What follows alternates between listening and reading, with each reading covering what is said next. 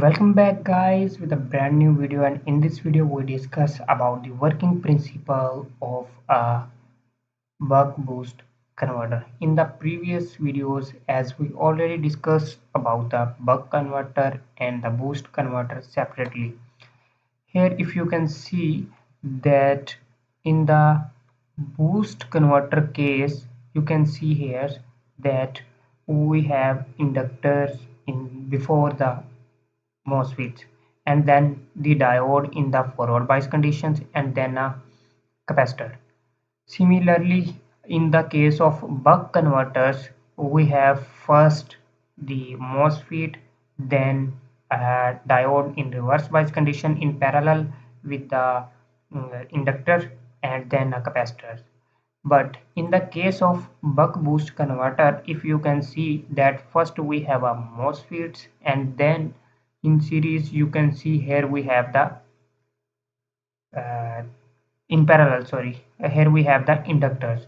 So what's happening here you can see the input voltage comes, and this triggering or duty cycles allow the MOSFETs to trigger on, and it allow the voltages to pass here or to current to pass here.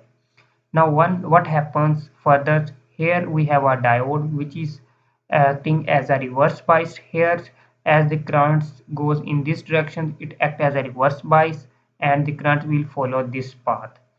When current will follow this path, when this inductor will be charged, it allow the current to pass in the next in to forward to the circuits.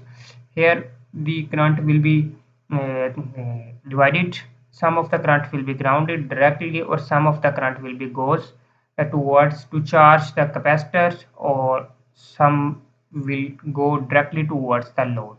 Then what happens next, this capacitor will be charged using this current, and then it will be discharged again using this path, or also it makes this diode forward bias, and it will again charge the inductors.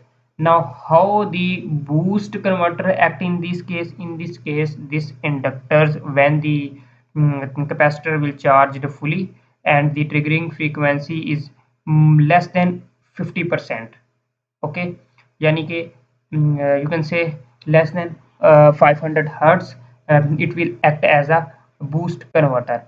So if we increase the duty cycles greater than 50%, it will act as a buck converter. Here you can see now the triggering frequency, you can check from the simulations that it's too fast, and the current of speeds is too fast, so most of the currents goes directly to the grounds due to the pressure of currents.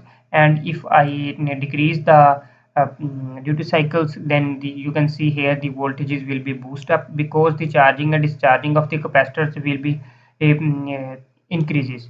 So that's why it increases the voltages. These negative signs, neglect this negative signs, because in DC circuits, if we change the wires configurations, then it will becomes positive, so don't worry about it. Here we have done with the buck boost converter. I hope you understand it's in a very well way. Thank you so much for watching this video. Please subscribe if you like this video.